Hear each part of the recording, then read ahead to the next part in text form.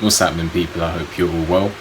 So just a few post-fight reviews for this boxing report, and I'm going to start with Liam Smith.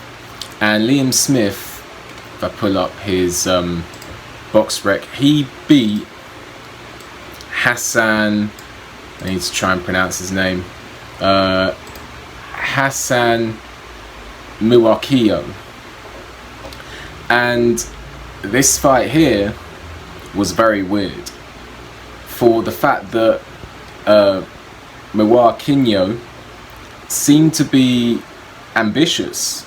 You know, he came into the fight clearly as the opponent, and he was having a go.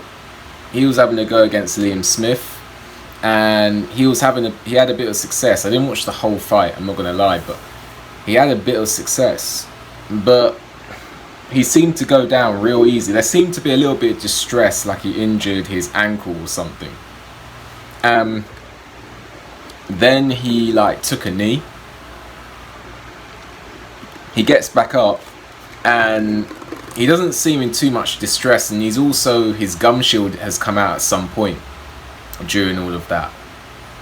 And it was weird because he just had success recent, very, very close to when that happened. And then the fight carries on for a bit. He's up against the ropes. Liam Smith tries to take the ascendancy because of the knockdown. And then he goes down again. But it doesn't seem like he's hurt. So, very, very weird stuff. And then the ref stops the fight. And, the fight is over.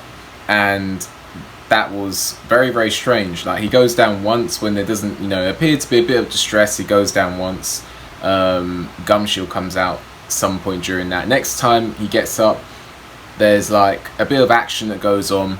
He doesn't seem hurt from anything that Liam Smith threw, and then he goes down again and the ref waves it off. So it's a very strange fight. But the thing is, if he injured his ankle, which is what the commentary was saying, then I find it strange because he seemed to be walking around quite well after the fight. So perhaps he did quit in there. Liam Smith seemed to think he quit because if I remember, I know all injuries are different, but I remember Majidov versus Fedosov, a heavyweight fight, and Majidov injured his ankle. He tried to get up and he fell down straight away, and you could tell that was a real injury, or if he was faking it, then he was covering it up significantly because it looked like a real injury. So a bit of a weird fight there. Liam Smith moves on, and Liam Smith is a dangerous fight for anyone at 154 super welterweight. Liam Smith is a danger for anyone at that weight. I know he lost to Munguia. I know he lost to Canelo. Who else has he lost to? He's lost... How many times has Liam Smith lost? Just checking. 3 times. Who's the other time? Kurbanov. And I didn't watch that fight, but I heard it was close. But he's a test. A solid test for anyone at super welterweight. So... And he beat, obviously, Anthony Fowler. So this guy is a test. He's not like the absolute best, but he is a very, very hard test for anyone. If anyone is looking to go to top level at super welterweight, Liam Smith is the guy they need to fight to see if they're going to be able to do that. Now, moving on from that is Frazer Clarke versus Pencho Tsvetkov. Pencho Tsvetkov, a Bulgarian heavyweight who was 7-0 going into the fight with 5 KOs. So on paper that looks, credible. And obviously Frazer Clarke was only 2-0 going into this fight. So they're trying to get like an unbeaten opponent. Like when Anthony Joshua fought Emilio something, I forgot his name.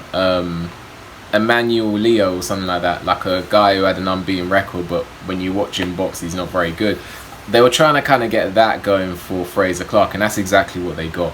An unbeaten guy who's not very good. Frazer Clarke was talking about how he's disappointed. I don't know what you can expect at this stage. Frazer Clarke had an extensive amateur career.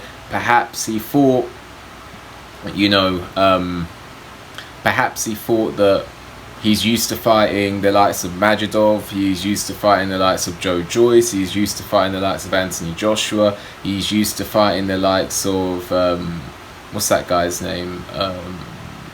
That guy who beat Frazer Clarke in the Olympics. That's really annoying me now, because he's one of the heavyweight prospects that is currently coming through. But that guy, that's really annoying me. Who is he? Because I know who that guy is. I know who that guy is. Because he's a top heavyweight prospect. Wow, how have I not remembered his name? That's it.